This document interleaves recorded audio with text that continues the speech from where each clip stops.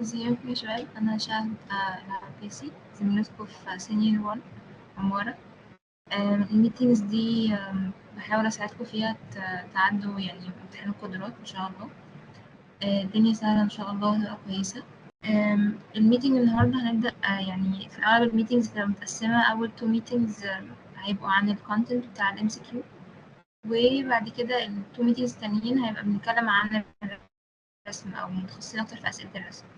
لو حد فتح الامتحانات القديمة هيلاقي إن كل سنة في الأغلب رتم الامتحانات مش ثابت، يعني كل سنة ممكن تلاقوا أسئلة بتتكرر أو ممكن تلاقوا الأسئلة يعني بتختلف، أسئلة جديدة خالص. يعني أول سنة أو أول 3 سنين كانت الأسئلة بتتكرر، السنة اللي فاتت الامتحان كله رسم أسئلة مختلفة.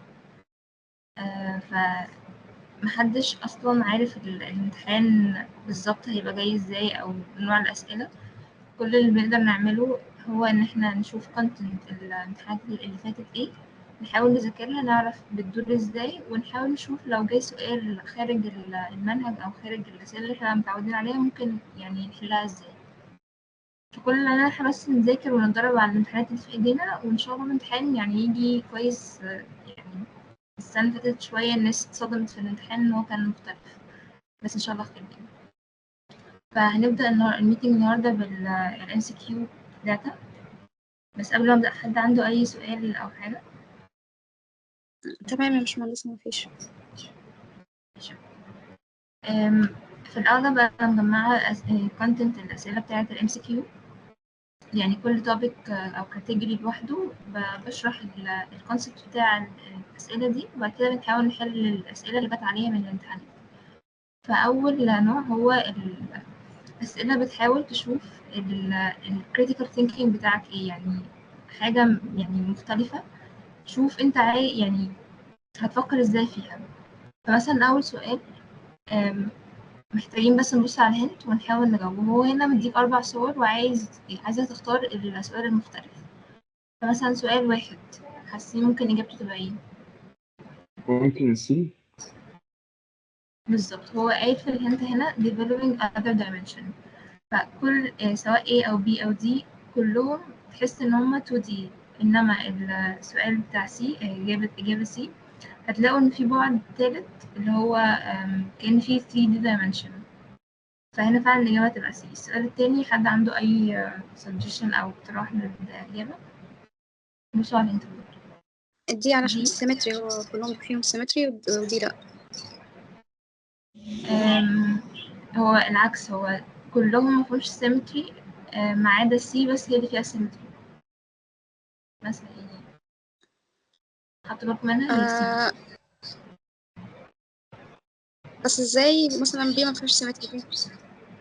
اهو A و B و D مفهومش سيمتري، انما C هي الوحيدة اللي فيها سيمتري. ماشي طيب. هو عامة السؤال ده متكررش كتير، هو جه في امتحان واحد، هو متكررش، هو سؤالين بس عامة. بعد كده هتكلم هنا في نقطة عن الديزاين بيزك فورمز. النقطة دي أنا هشرحها علشان السؤال ال MCQ، كمان عشان بعد كده لما نخش في حتة الرسم هتفيدنا.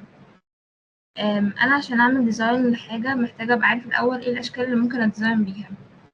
فتعالوا بقى نبدأ من الأول خالص كده، من أول primary element. أنا عشان أصلا أعمل شكل ثلاثي الأبعاد أو كتلة أو solid ممكن أحللها للأصل خالص، وهو إن هما أي حاجة حواليا هي أصلها كانت نقطة. بعد كده النقطة دي لو حركتها هتعمل لي خط. الخط ده لو حركته هيبدأ يعمل لي يكون لي بلانز. البلانز دي لو ركبتها مع بعض هتبدأ تعمل لي بوليونز زي ما هو باين في الصورة هنا. بعد كده محتاجة أبقى عارف إن البرايمري شيبس نفسها والسوليدز، علشان بعد كده أقدر أكونهم مع بعض وأعمل تكوينات مختلفة زي هنا. ممكن أعمل حاجات regular أو irregular forms. ممكن كمان أعرف البوزيشنز، يعني ترتيب الفورمز اللي أنا عارفها دي مع بعض عشان أعرف أعمل composition. ممكن مثلا أبقى أعمل composition المين element بتاعي هو centralized، يعني في النص وحواليه حاجات مرصوصة، أو مرصوصين كلهم على linear على لاين واحد، أو radial هو حاجة في النص وحاجات radials طالعة منها، أو clusters مجموعة حاجات جنب بعض، أو grid. هنخش في تفاصيل أكتر في البوينتس دي قدام، بس دي مجرد introduction ليهم.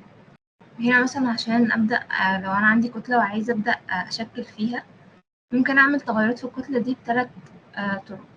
أول حاجة إن أنا أغير في الدايمنشنز بتاعتهم، الدايمنشن سواء الإكس أو الواي أو الزد، أو إن أنا أبدأ أقطع في الكيوب بتاعي، أو إن أنا أبدأ أزود عليه. دي مهمة، دي هيجي عليها أسئلة قدام.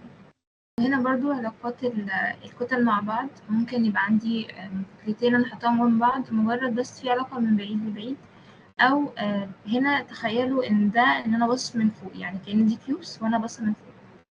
فهنا ممكن يبقوا بعاد عن بعض، أو ممكن يبقوا متصل إيدج، يعني خط طولي أو إيدج بتاع المبنى نفسه، الاتنين متصلين ببعض من الإيدج، أو في فيس تو فيس كامل متصل بين الاتنين، أو الكتلتين نفسهم داخلين جوا بعض.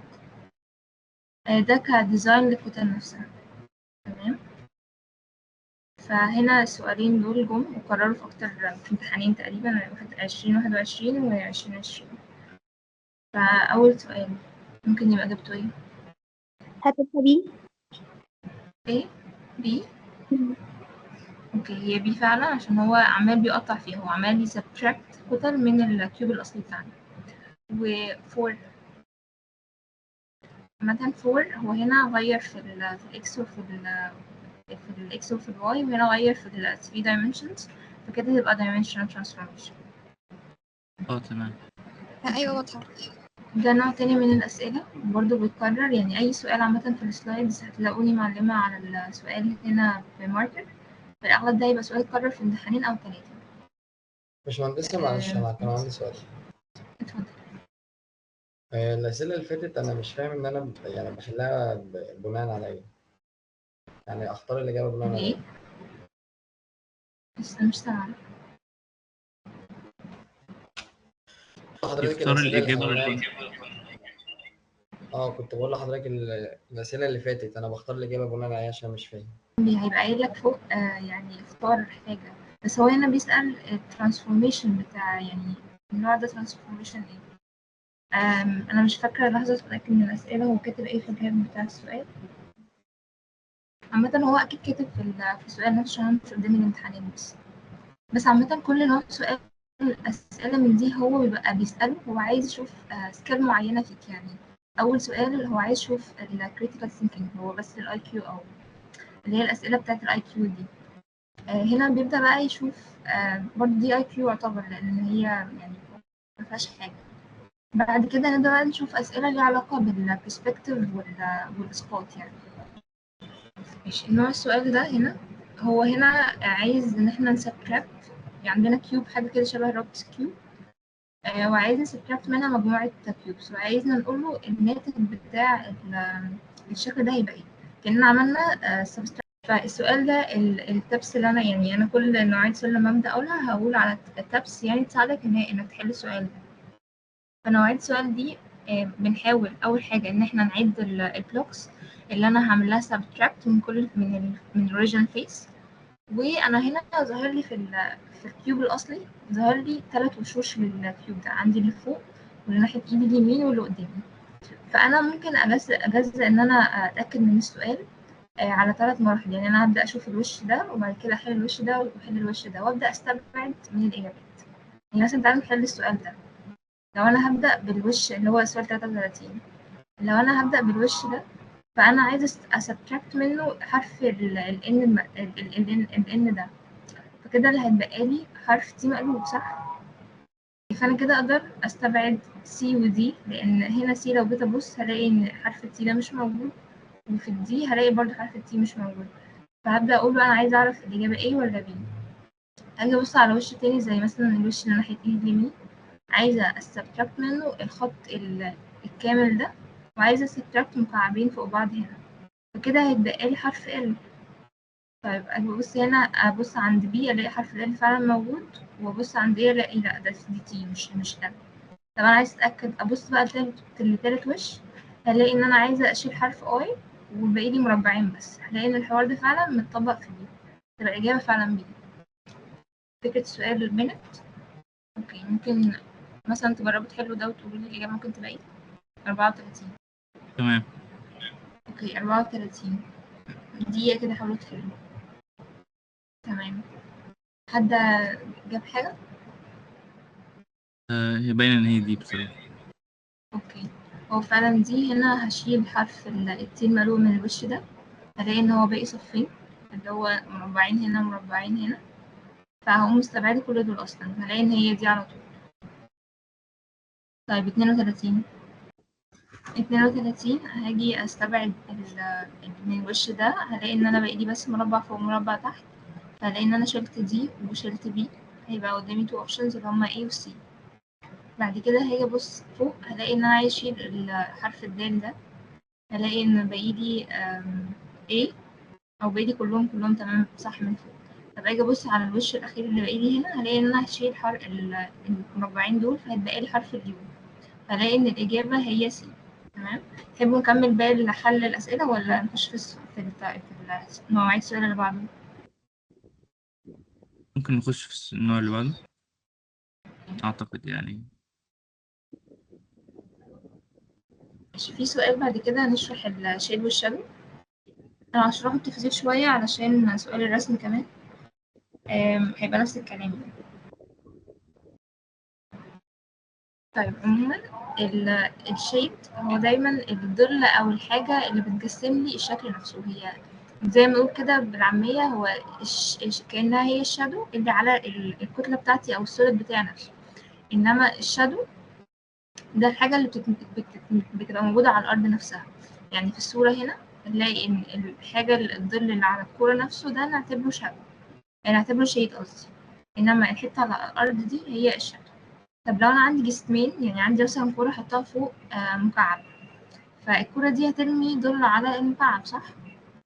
فساعتها ظل الكوره على المكعب هيبقى نعتبره شيد. النقطه دي واضحه؟ ممكن تاني. لو انا عندي دلوقتي اول حاجه طبعا الشيد والشادو دول هما الحاجات اللي بتخليني اشوف الحاجه مجسمه. يعني انا لو يعني ايه الفرق بين الدوريه والكوره؟ الفرق بينهم هما الاتنين مجرد الشيد والشادو، هما دول اللي بيجسموا لي الحاجه وبيخليني اقدر اشوف الحاجات اللي حواليا 3D. فالشيد بتبقى هي الظل او التونات اللي على الكتله نفسها، اللي بتجسم على الكتله نفسها، بتجسد لي الكتلة نفسها، بتخليني أعرف هي اللي جوه اللي بره، في حاجات بارزة حاجات غارزة كده. إنما الشادو هو الجسم نفسه بيرمولي على حاجة تانية أو بيرمولي على الأرض. يعني الجسم بتاعي مانع الضوء عن إيه. تمام. طب لو أنا عندي كتلتين فوق بعض أو حاجة بترمي ظل على حاجة، ساعتها ظل مثلا لو أنا عندي كورة حطاها فوق مكعب، فالكورة دي هترميلي ظل على المكعب، ساعتها ظل الكرة دي هيبقى شادو بالنسبة هيبقى شيد بالنسبة للمكعب. عامة هي هتبقى باينة قدامي. ايه؟ بتقولي حاجة؟ طب النقطة دي تمام؟ تمام. اوكي. تمام. ففي شوية قوانين للظل والنور. أنا هما طبعا أصلا دول الظل والنور وازاي بنسقط الظل. هي تقريبا دي بتاخد يعني مادة تقريبا كاملة، بتبقى نص المادة عبارة عن ازاي نشكل ظل ونور أو ظل عامة. بس أنا مختصراهم في نقطتين، يعني مش هنحتاج أكتر منهم، أو هما دول الأغلبية اللي بنحتاجهم. زي ما شرحت من شوية إن عشان أشكل فورم بنبدأ بقى من ال elements أو ال primary elements عشان أعمل أصلا فورم. هي إن أنا بيبقى عندي نقطة، لو وصلت بين النقط هيبدأ يتكون لي lines، ولو وصلت بين اللاينز هيبدأ يعمل لي بلانز. أحط البلانز دي مع بعض يبدأ يتكون لي فورم. طب أنا لما ببقى عارفة الاليمنتس دول وببقى عارفة إن الشادو أو بتاع كل element، هعرف أجيب الظل بتاع الشكل التاني. عندي 3 قواعد هيسهلوا عليا قوي إن أنا أعرف الظل بتاع القطع اللي عندي.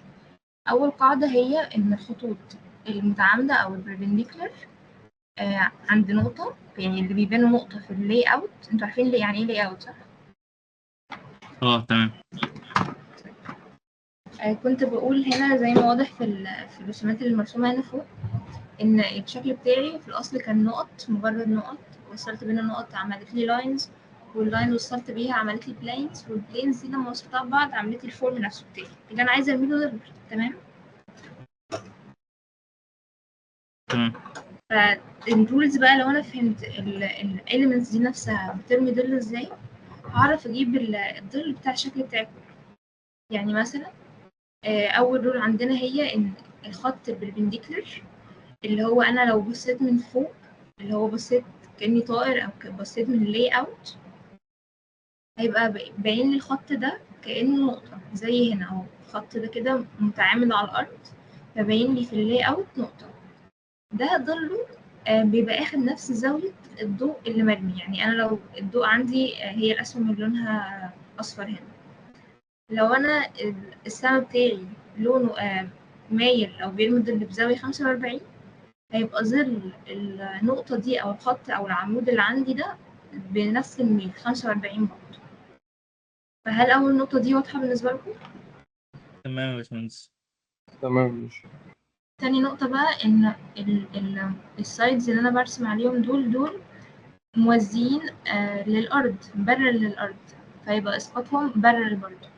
فيبقى الخطين دول اسقاطهم برر اهو، اسقاطهم برر موازيين. كده بقى معايا الظل بتاعي ده، كده بقى الظل بتاعي ده كده الشكل. يعني في الأغلب ده هيبقى الظل بتاع أي كيو. طب ايه بقى فكرة ان علاقات برضو الجيومتريك ريليشنز ثابتة؟ انا مثلا لو قررت دلوقتي اعمل subtractive transformation اللي احنا شرحناه من شوية، فانا فكرت ان انا اقوم قاطع في المكعب ده، اقوم عامله كده.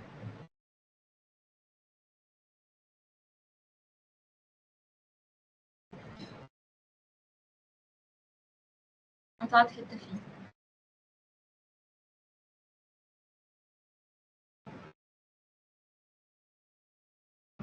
لو انا قطعت فيه كده والاضاءة جاية كده، هل منطقي ان الاضاءة الظل بتاع اللاي اوت بتاعي تفضل شكلها كده، يفضل شكلها كده؟ هل ده منطقي؟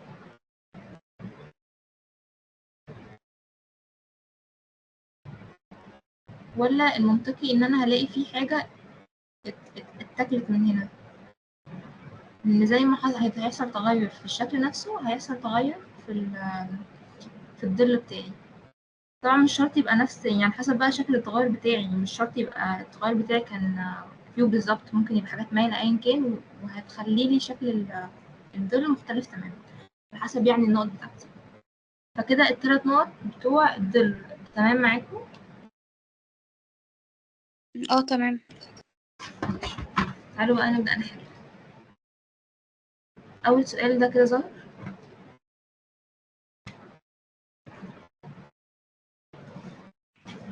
سؤال ايوه 5. ظهر. طب تفتكروا الإجابة بتاعته؟ هو هنا عايز الشكل، الظل بتاع الشكل ده هيبقى ايه؟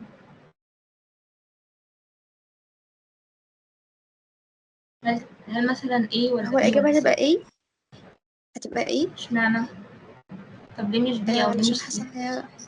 هي لا مش مظبوطة، لأن هنا بي جايب إن هو الناحية التانية، والمفروض الشمس تاخد من الأطراف زي ما احنا قلنا اللي هي الإيدجز التانيين المتساويين، لكن اللي هو المثلث اللي فوق ده لا مش المفروض نكون معانا. بالظبط. وبرده في حاجة تانية، الخط اللي هو ده، الخط ده المفروض ده باين نقطة المفروض في اللاي اوت، ستريت فيبقى بالظبط. طب سي؟ سي نفس الحاجة، بس الفكرة بقى إن هو هنا مخليهم زي المكعبات، زي مقطوع منهم حاجات كده، وهي أصلا المفروض ما تبانش كده، المفروض تبان ستريت وتبان اللي هي زي ايه كده. وبصي برضو احنا قلنا ان الحاجات البارل بتبقى اسقاطها بارل صح؟ بالظبط فهنا ده ممططها ومفروض تبقى بارل ليها ان كان مشكلة ايه، عشان كده تبقى ايه. تمام. تمام معاكم؟ طب تعالوا نشيل الاستبعاد. اوكي، هل مثلا قولي هي سي. سي؟ ايه؟ ممكن تبقى سي. تبقى سي. بصي هنا الظل بتاعي ده ظل كيوب مظبوط، يعني ده كأنه ظل كيوب كامل مش مقطوع منه حاجة، بس هو هنا في الكتلة قطع هنا وقطع هنا وقطع هنا وقطع في اللاي اوت هنا وهنا. فهل منطقي ان الظل اللي يقع لي يبقى كامل مع ان انا قطع في الكتلة؟ فدي بقت غلط صح؟ صح. طيب ايه ولا بي؟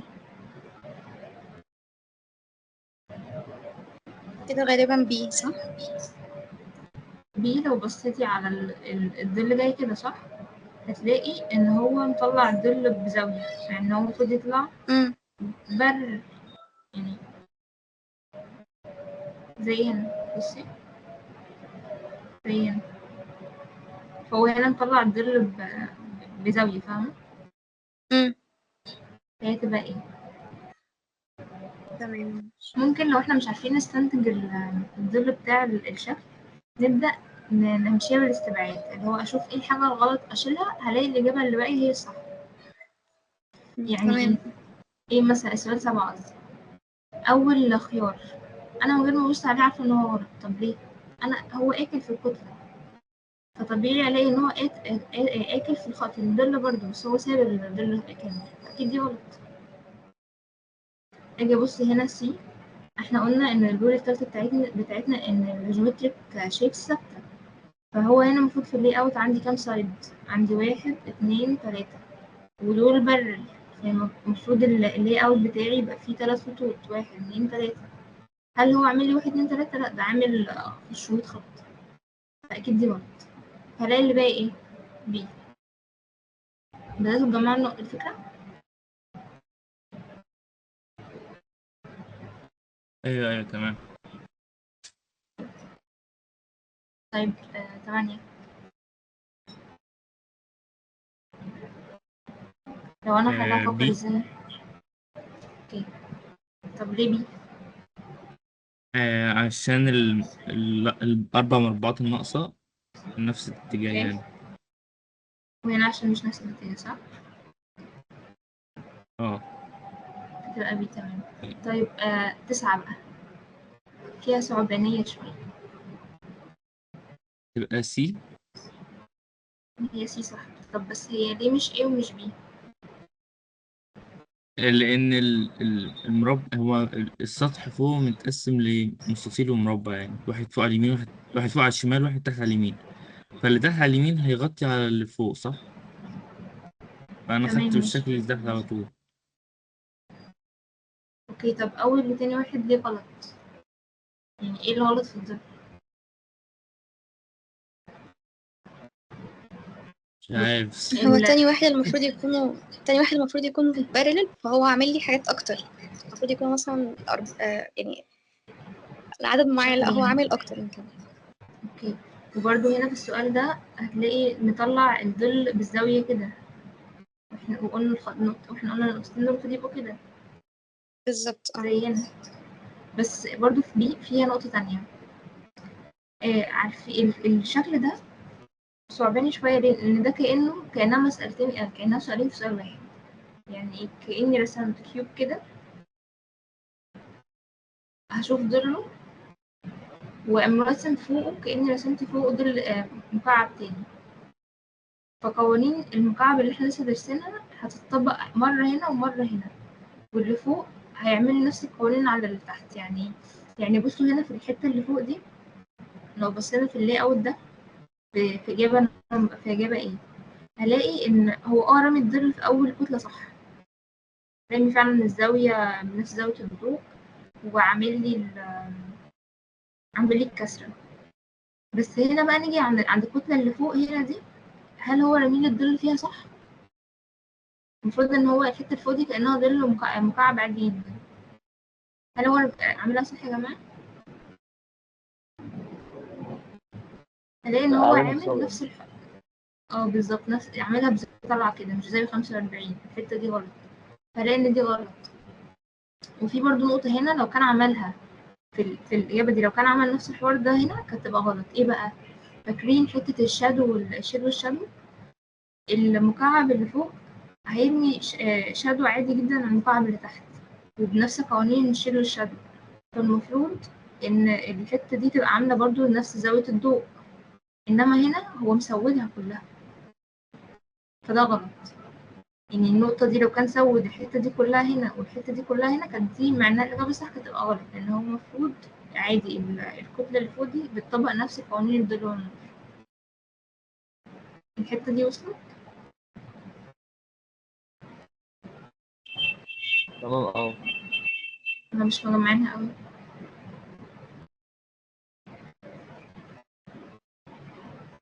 كله لا تمام؟ لا تمام. طب بعد كده في نوعية أسئلة تانية بيحاول يشوف البرسبكتيف والبروجيكشن عندنا تمام أو يعني بيختبرنا فيها. هنبدأ بالبرسبكتيف.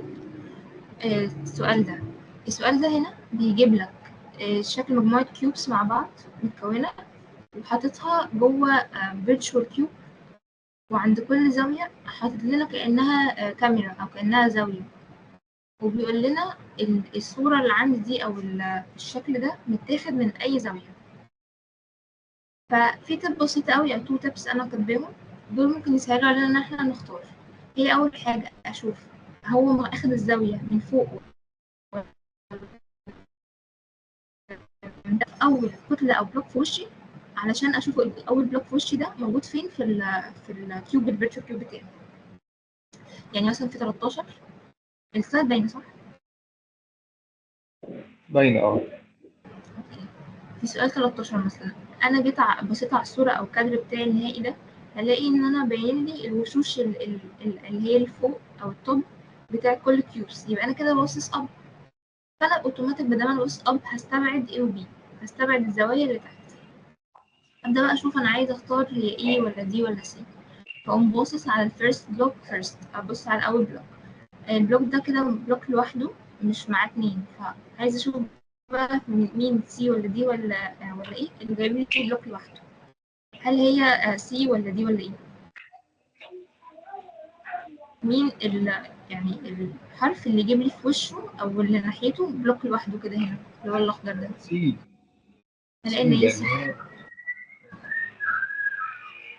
لو مثلا كنت بصيت من ناحية ايه كنت هلاقي مربعين كده في وشي، مربعين تحت في الاكس والواي في وشي ناحيتي، انما هنا هو مكعب واحد فيبقى سي.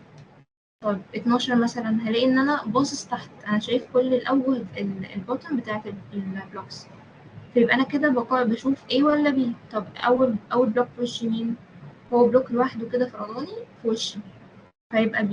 لان انا لو بصيت على A هلاقي ان انا هيبقى ظاهر لي مجموعة كده صفوف ثلاث كيوبس جنب بعض على طول، وده مش ظاهر لي هنا. هل متخيلين السؤال ده معايا؟ أيوه تمام.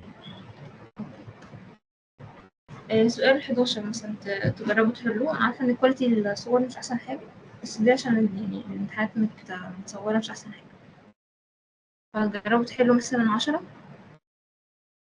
أعتقد سي أو إي، مش متأكد أوي. سي أو إيه؟ طب تعالوا نبص على السؤال 10. هو أول حاجة أنا شايف الأوجه اللي أنا فوق، كنت بحل فهيبقى إي ولا دي ولا سي؟ أنا كنت طيب بحل أنا 11. الفيرست إيه؟ أنا كنت بحل 11 مش عارف. ما هنحل مش مشكلة، هنحل 11 برضه. بس 10 هبص على وش البلوك اللي في وشي هلاقي إن هو واحد كده لوحده. الفكرة هنا إن أنا مش شايفة قوي، يعني مش شايفين إيه اللي ورا، بس هبص كده أحاول أتخيل من إيه. لو أنا بص من إيه هيبقى في وشي واحد لوحده كده اللي هو ده، فهي مش إيه. طيب لو سي هلاقي في وشي مربعين فوق بعض، وده برضه مش أنا شايفه، فتبقى دي. مثلا إيه رأيكم تبقى إيه؟ تبقى ايه؟ تبقى إيه؟ ماشي. أنا باصص فعلا فوق. طب أول المربع اللي في وشي مين؟ عندي واحد كده لوحده مفيهوش فوق حاجة. لو بصيت من دي هلاقي اتنين فوق بعض. طب سي ولا ايه؟ هلاقي ان سي لو بصيت فيها هلاقي اتنين عاملين، يعني اتنين على يمين، واحد على يمين وواحد على شمال، وده مش قدامي، فتبقى فعلا ايه صح. طب نكمل حل ولا نخش في السؤال اللي بعده؟ نخش باللي بعده. تمام. بعد كده في سؤال بقى عايز يشوف البروجيكشن، هل انا بعرف اشوف البروجيكشنز ولا لا؟ هو السؤال ده غلس شوية بس هو متكرر، يعني هو متكرر في امتحانين مثلا او 3. فالسؤال ده هنا بيبقى عايز يشوف مين في دول عندهم الاسقاطين دول. هو مديني ان تحطوا اسقاط ورسم هندسي صح؟ أيوه أيوه. فمثلا تعالوا نحل 18 دول. تفتكروا تبقى الإجابة إيه؟ أنا مثلا لو جيت أبص هنا هلاقي إن أول إسقاط هيبقى عبارة عن كده، وأدي خط وأدي خط وبينهم 2، فكده جاب لي أول واحدة صح. طب تاني واحدة هاجي أبص فوق هلاقي إن الشكل بقى كده،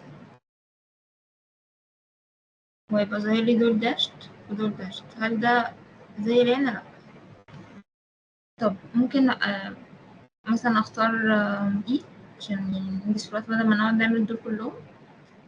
ممكن أبص هنا، أبص كده من هنا مثلا، هو أو هو أبص من هنا. ممكن بس ممكن إيه؟ سؤال. إيه؟ هو الاتجاه المسقط بيبقى عامل ازاي؟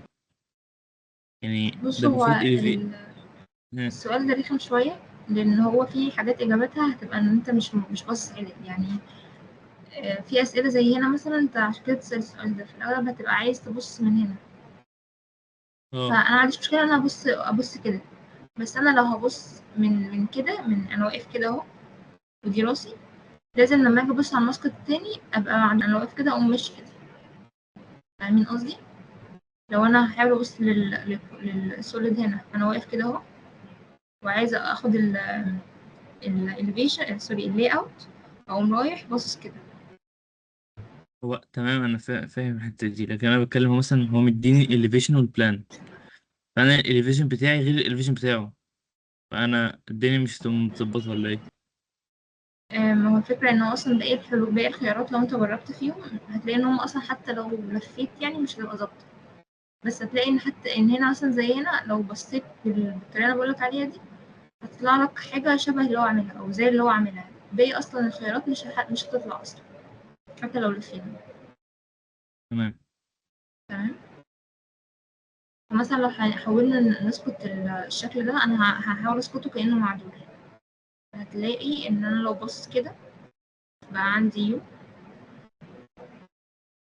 وطالع منها بالشكل ده، فده كده عندي أول مسقط تمام. أروح بقى أبص كده بالزاوية اللي أنا بقول عليها هنا دي كده، ألاقي إن أنا هيبقى عندي الشكل ده كده، وبقى عندي خطين كده، وبقى عندي مكعب في النص اللي هو إيه الحاجة اللي هو رسمها، فتبقى الإجابة دي تبقى الإجابة إيه. يعني انا بقعد طب الف المكعب الفورم نفسه، بقعد الفه وادحرجه والعب بيه عشان اوصل لحاجه شبه اللي هو مديها حاول لي، صح؟ تبص بالظبط، بس انت حاول لو حاولت تمشيها واحدة واحدة مش هتلاقيهم بيطلعوا لك. يعني تعالوا بس نحل دي، نشوف دي هو اللي معلم عليها. لو بصيت زي ما هو راسم هيطلع لي حاجة عاملة كده وفاضية أصلا من جوه، يعني مفيش حتى لو في حاجات جوه تبقى داشت، هيبقى فينا داشت أهو وهنا داشت مش شبه أصلا الموجود. طب أبص فوق زي ما هو عامل هلاقي إن هو هيطلع لي كده. طلع لي أول elevation بس مطلعليش التاني، فتبقى دي غلط. اه طب جيت أبص على سي، أبص على الزاوية اللي هي دي مثلا، لأن هيطلع لي حاجة عاملة كده، وبعد كده يطلع لي حرف التين مقلوب ده، مش ده الصح، مش موجودة أصلا، فتبقى دي غلط. طب أجي أبص على بي، أجي أبص على هنا هيطلع لي خط كده وبعد كده خط كده وبينهم ده، ماشي دي صح. طب الزاوية التانية أجي أبص مثلا، أنا بصيت كده أقوم بص من فوق هيقوم طالع لي حاجة كده، ويقوم هيبقى في داشت كده وفي داشت كده مش شبه اللي موجود، فدي كمان غلط. فكده كلهم غلط. اللي مش بقى الوحيد اللي مطلع لي حاجات صح هو ايه. تمام. تمام ماشي تمام. طيب 19 ممكن حد حابب يجرب، يعني حابين اديكوا دي تجربوا وبعد كده نحلوا مع بعض. طب تعالوا نحل.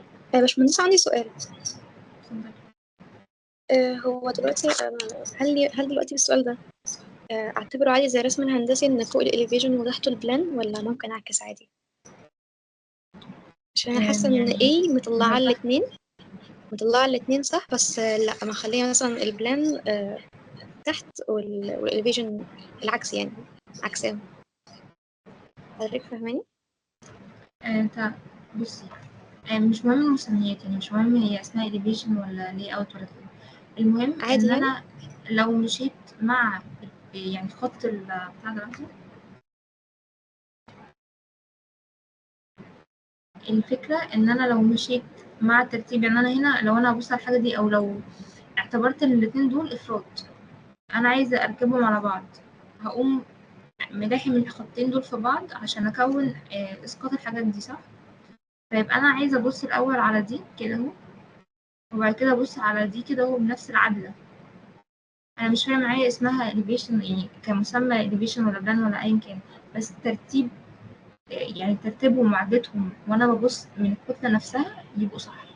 دي الحتة لما كنت بقول أنا شرحت فين إن أنا لو باصص أنا دلوقتي واحد واقف هنا أهو، فأنا واقف بالعدلة دي وشايف هنقول إن دي elevation. علشان أشوف اللاyout لازم أبص كده، دي تبقى الصح بتاعتي، ما ينفعش أقوم رايح باصص كده عشان ساعتها اللي فوق دي هتبقى ميرورد، هتبقى غلط. أنا لازم أطلع بنفس العدلة، مش فارق معايا تمام. اسمها ايه، بس المهم يبقوا نفس الترتيب. لو أنا باصص هنا واقف كده لازم لما أروح أبص على فوق أبقى واقف نفس الوقت ده في كله. فمثلا عشان بس تعالي نشوف ايه مثلا لو انا جيت ابص على ايه هلاقي ان هي هتطلع لي حاجه عامله كده خط اهو، وبعد كده حرف اليو، وبعد كده خط كده، وبعد كده في حاجه هنا ورا عامله داشت. فهي مش هي مش من اول الفيشن، مش هي.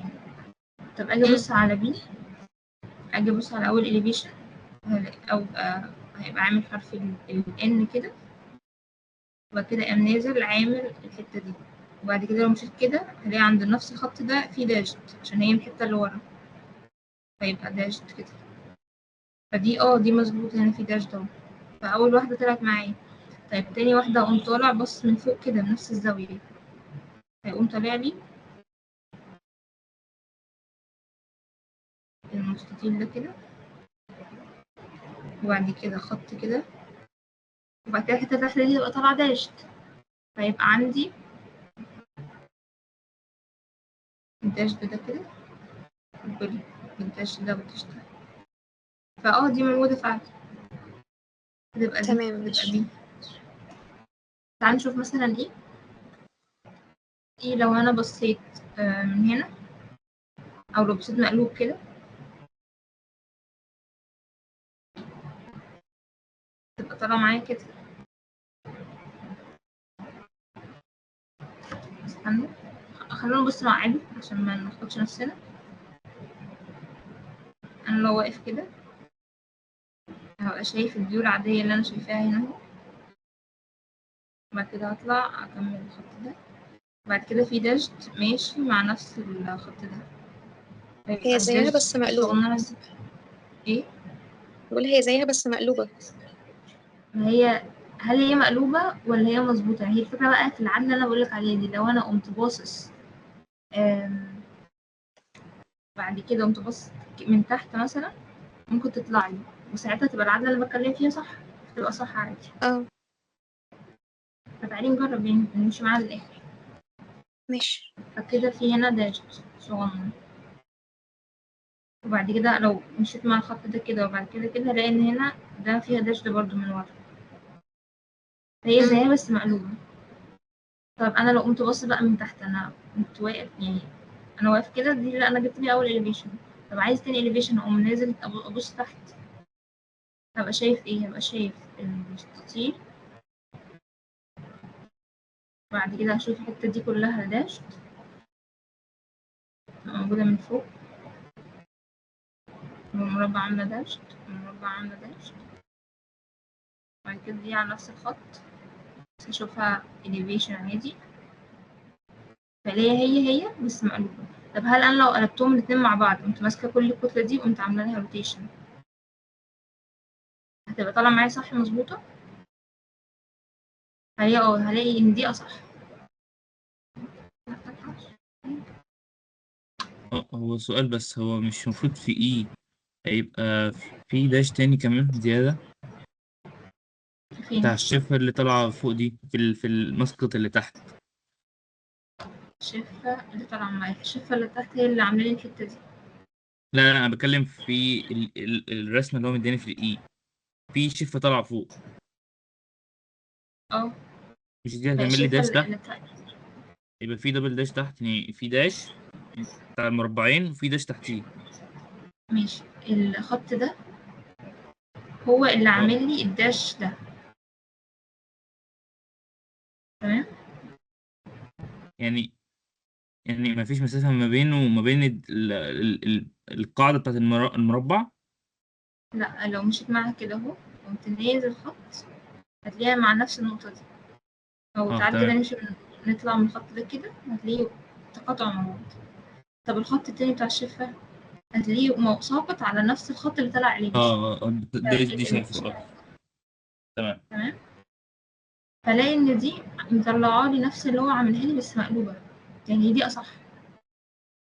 يعني دي مش ميرورد، لو كانت ميرورد فبتبقى غلط، بس انا هنا لو انا جبت الكيوب ده في الحقيقة، لو ده مثلا ده مكعب من المكعبات اللي بتاعت اللعب بتاعتنا، انا عادي ممكن اقعد احطه في اي بوزيشن واقعد ارسمه، انا ما عنديش مشكلة.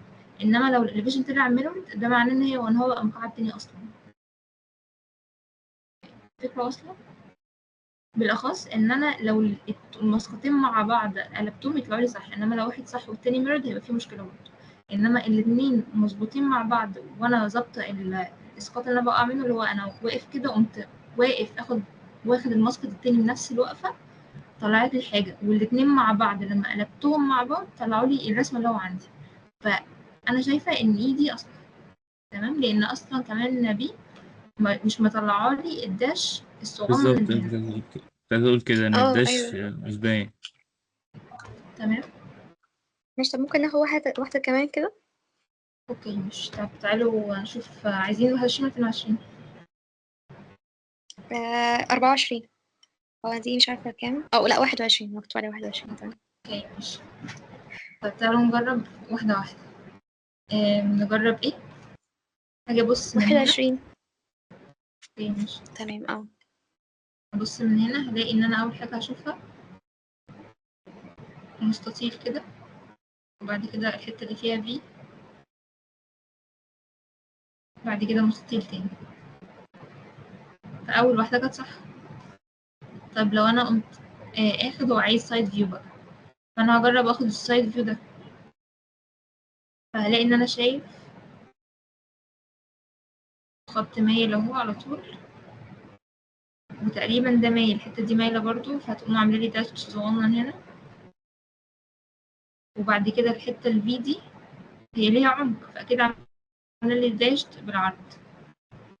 هلاقي إن هي عاملة لي الفيجن التانية بس معكوسة كإيه؟ كلاينز، ومعكوسة إن الداش ده بقى سوليد والسوليد بقى داش. المفروض يعني لو حد متخيل قوي هيحس إن هي صح، يعني هي فعلا صح عامة. طب أنا نحاول نتخيلها من الناحية التانية عشان نتأكد هي صح ولا لأ. لو أنا بصيت من الناحية دي هلاقي أول حاجة إن أنا هشوفها هي الحتة، سوري يعني عايزة أسمع معلش. هلاقي إن أنا أول حاجة هشوفها السوليد بتاع الحتة الصغننة قوي اللي مايلة دي، بعد كده هلاقي نفس الحتة الداشد اللي هي بتاعت عمق الفي دي موجودة، بعد كده هقوم شايف الحتة المايلة دي كإليفيشن سوري كداشد لاين مرسومة كده، هلاقي إن هي صح. طب أنا استنتج من ده إيه؟ استنتج إن أنا لما أجي أشوف سايد فيو من ناحية، السايد فيو اللي على الناحية التانية بنسبة كبيرة هيبقى هو ميرورد، وأعكس السوليد يبقى داشد، والعكس صحيح. الحتة دي تمام؟ بصراحة تمام. تهت شوية في الأسهم، مش فاهمة السهم جبناه ازاي ولا عملناه ازاي. طيب بصي، احنا أول حاجة لما جينا نقف وقفنا عشان نجيب الإليفيشن، وقفنا كده صح؟ تمام بصينا كده عشان نجيب الإليفيشن. أنا هقوم لافف حوالين المبنى بتاعي، هقوم باصص كده عشان أجيب إيه؟ الإليفيشن ده. طب أنا تمام. عايزة أجيب السايد تاني، هقوم برضو لافف، أنا نفسي كلي على بعضي بلف عشان أبص على السايد ده اللي هو إيه ده. تمام. تمام ممكن مثلا نجرب لو كملنا في الباقي في الأغلب هنلاقيهم مش فيهم حاجات ناقصة. ممكن نجرب في الإي نشوف هو ليه يعني إيه غلط. تعالوا نبص هنا كده، هنلاقي إن الحتة ماشي. المايلة الصغيرة دي عاملة مستطيل هنا. بعد كده عندي الفي، بعد كده عندي المستطيل ده. فهي هنا دي ميرور لدي، فكده الميرور ده غلط، يعني كتلة مختلفة. طب هنقول لأ، طب ما يمكن أنا بصيت من الناحية اللي ورا. طب ما الناحية اللي ورا لو أنا بصيت ورا هلاقي إن هي نرسم لها الميرور بتاعها. هنلاقي أول حاجة إن الخط، لو أنا جيت أبص على الميرور بتاعي اللي هو 3 ده، 3 اللي عامل إزاي؟ أول حاجة هلاقيها هنقلب زي ما قلنا من شوية، هيبقى ميرورد وهيبقى سوليد داشت.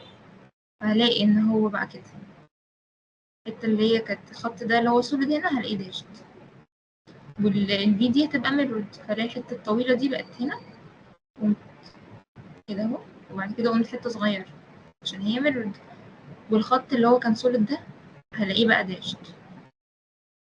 هي بس محتاجة كده واحد يعني يقعد كده 5 تركيز في السؤال، ياخدها واحدة واحدة، يجرب كل الحلول عشان يجمع يعني هي بس دلوقتي هل إيه ولا مش اه إيه؟ أصل هي مختلفة شويتين ما في هي ايه؟ إيه تمام ماشي اه تمام إيه. انا كنت بقول ان بنجرب نشوف هي يعني بدل ما احنا جبنا الإجابة ايه، بس هو تمام معلم عليها اللي بيحل يعني كانت ايه، فنشوف هو ايه اللي تمام. خلاه يعني بدل ما اجرب في حاجة غلط خالص.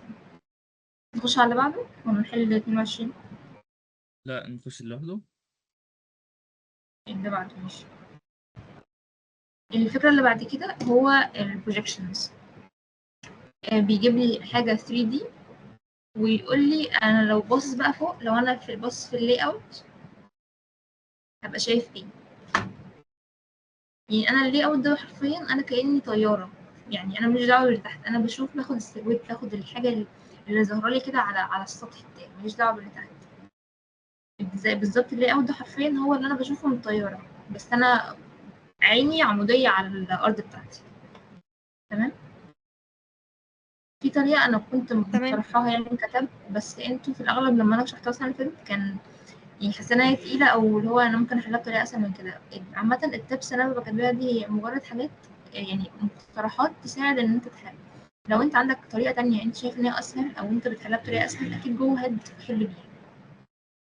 هنا كنت بقول إن أنا ببص من فوق، أنا عايز اللي أوت، فأنا هقعد أبص إيه النقط اللي فوق، يعني الحاجات أول مربع فوق العمود بتاعي باخده وأقعد أسقطهم، يعني أرسمهم كده مربعات بعلاقات ببعض، اللي هي في الأول تطلع لي الشكل اللي أنا رسمه هنا ده، علشان لما أعدله يقوم يديلي البروجيكشن بتاعي الصح. تمام. هي سؤال، فهنا السؤال جايب لي 4 كتل وعايز يعرف كل كتلة من دول يعدوا منين. فمثلا 17 مين يعدي من 17؟ أنا ممكن أجي وأقوم عامل كده برسم كده أهو، ودي نقطة أقوم مكملاها كده مثلا، وبعد كده دي بعدها على طول عاملة كده وعاملة كده، فدي هتبقى ايه؟ 18. 18 تبقى دي تبقى ايه؟ ولا سي؟ هتبقى سي. تعالوا كده اه نمشي، ادي مشي مربع، بعد كده مشي تاني، وبعد كده طلع 3، بعد كده راح 2، وبعد كده 1.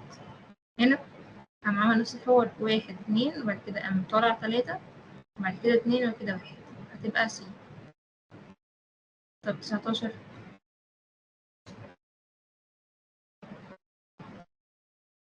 3، وبعد كده قام طالع 3، وبعد كده قام 1، هتبقى هنا. انتوا متخيلين بيه؟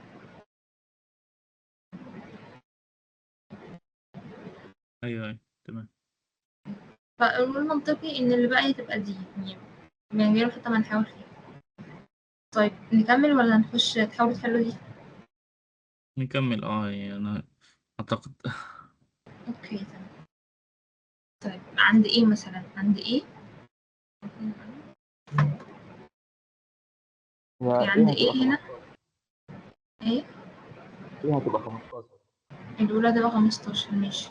هو هنا مشي 4 وقام 1 يمين و3 شمال، وعامل كده 2 شمال، وعامل كده فعلا عند 15. طيب عند بي الثانية هتبقى عندي 16. ايه الثانية هتبقى 16.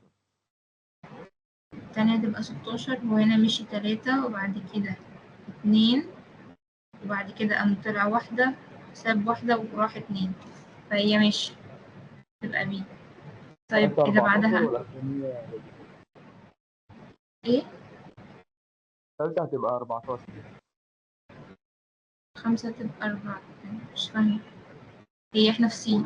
سي هو هنا عامل مربعين وبعد كده 1 وبعد كده 3 من ال3 دول نزل لا 2 هتبقى 13. واخرهم 1، فتبقى سي بقت 13. طب آخر واحدة هي منطقي كده كده آخر واحدة على طول، بس احنا هنعملهم ايه؟ هو 2 وبعد كده طلع من ال2 دول ب2 تانيين وبعد كده 2 تانيين ومن الكونكشن دي 1، فهتبقى دي. تمام. السؤال اللي بعده السؤال اللي بعده هو عايز جايب لي راسم لي مكعبات مجموعة مكعبات وقام عامل لها موتيشن، غير في اللفة بتاعتها، فعايز يعرف مين في التلاتة هما الأصلية بتاعتي. يعني في السؤال هنا جايب لي واحدة اهي، دي الأصلية بتاعتي الأوريجينال فورم، وجايب لي 3 شبهها وبيقول لي مين هي بالظبط بتاعتي. فالتبس بتاعتي ايه؟ هي ان انا اكاونت البلوكس، ان انا اقعد اعد البلوكس. ليه؟ لان هو مثلا ممكن البلوك ده يبقى عبارة عن 15 مكعب، فانا اجي اعد الحاجات اللي انا بحاول اشوف مين شبههم الاقيهم اقل او اكتر، فاعرف ان اوتوماتيك اللي بعدها اللي بقى هي الصح. وتاني تب هي ان انا اكسكلود اللونج برانش. يعني ايه؟ ان انا ممكن اقوم عيني تلقط برانش اوتوماتيك غلط، دي هتلاقيها قدام. فمثلا تعالوا نجرب في 23. 23 هلاقي ممكن قبل ما اعد الاقي ان هو ايه عبارة عن ايه، بينتهي عبارة عن 4 فروع، 1 3 بلوكات، وبلوك بينتهي بواحدة زاوية كده ناحية البلوك الأولاني، وواحدة منتهية بنقطة لتحت، وواحدة منتهية بنقطة لفوق. ممكن لما أجي أبص على باقي البرانش ألاقي إن في حاجة من دول مختلفة في النهايات دي، فأقوم مجمعة على طول إن هي غلط.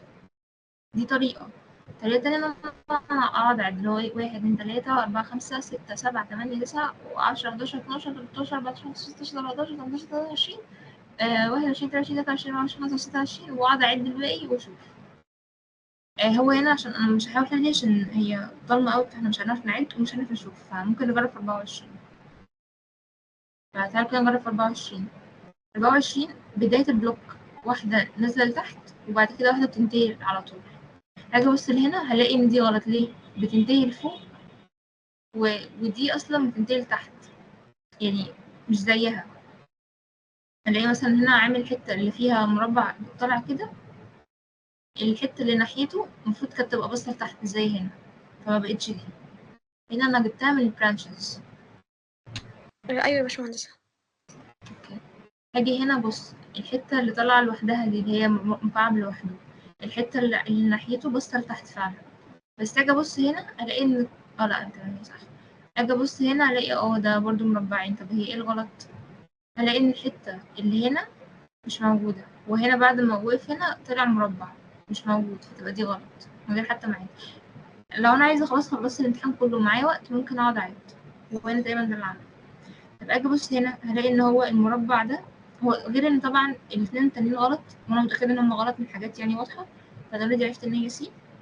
بس لو جيت اتشيك دبل تشيك يعني الاقي الحتة اللي فيها مربع لوحده الحتة اللي ناحيتها نازلة تحت مش لفوق زي هنا، ونهايتها لبره زي هنا، والحتة الزيادة دي موجودة مش زي هنا مش موجودة. تمام.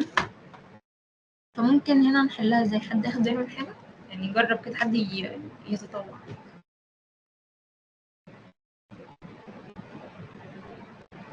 طب هجرب أنا. ماشي. هي إيه غلط؟ لأن في الزاوية المفروض في 2 نازلين أو 2 طالعين، يعني في اتنين بلوكية في المفروض في الزاوية الزاوية هناك، في الزاوية اللي هي في هناك الزاوية الحتة دي. ايوه دي بالظبط. اوكي ماشي، فكده ايه غلط؟ التانيين. ثانية، اعتقد بي شغالة، هو بس ماشي اللي فيه نشوف في سي طيب. الاوريجينال. سي. سي سي. المسافة ايوه بس هنا في الاوريجينال 3 بلوكات، هنا بلوكتين بس. صح، وكمان في حاجة تانية، نهاية البلوك خالص في 2 طول بس برضه. وهما اه 3، فاللي باقي لي بي. تمام. حد تاني يجرب حاجة تانية، يجرب مثلا 29.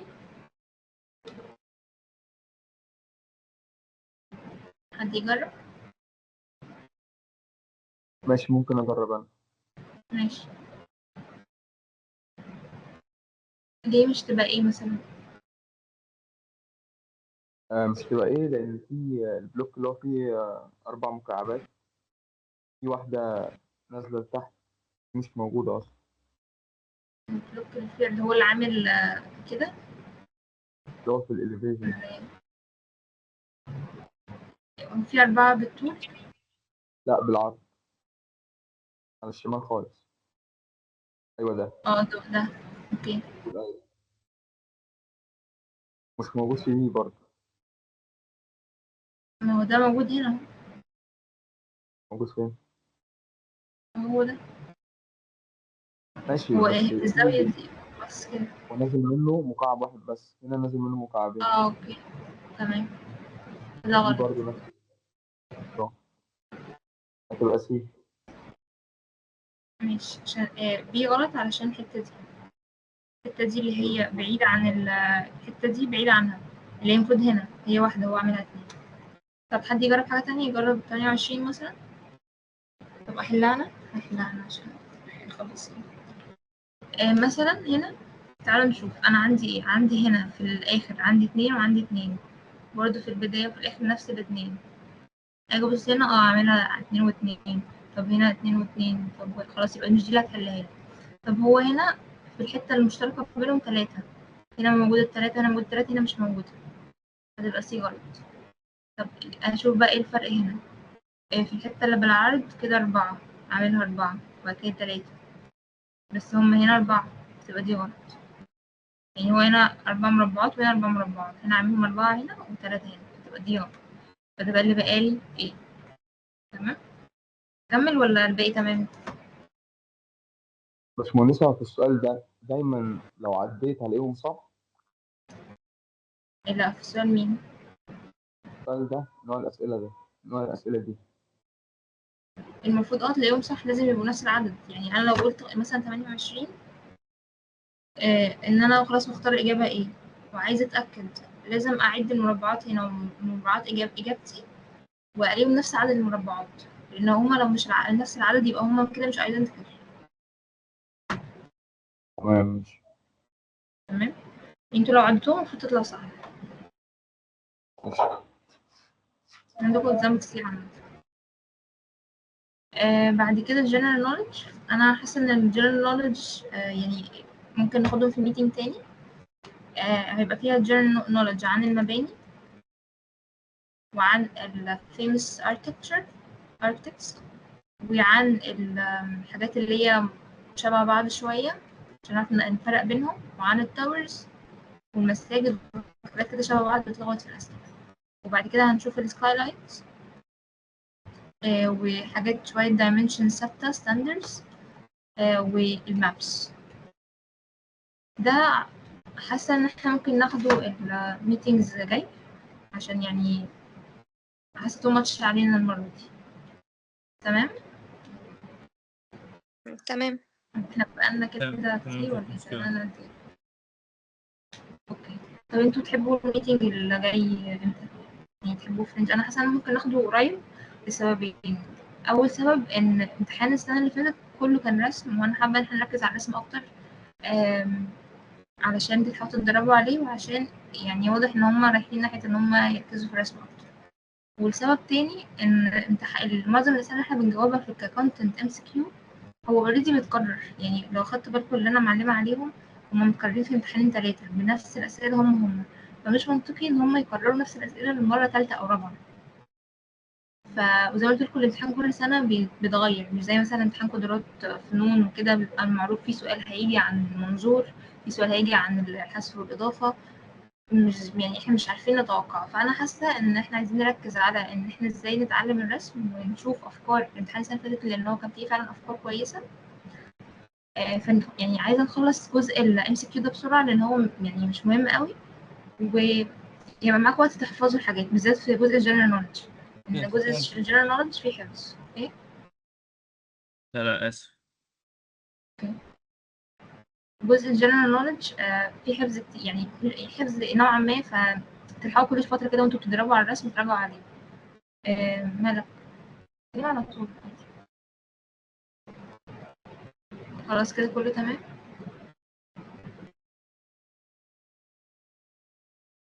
زي حضرتك هتبعتي التسجيل صح؟ هسجل. المفروض ان هو فين التسجيل؟ فين منين؟ اوكي.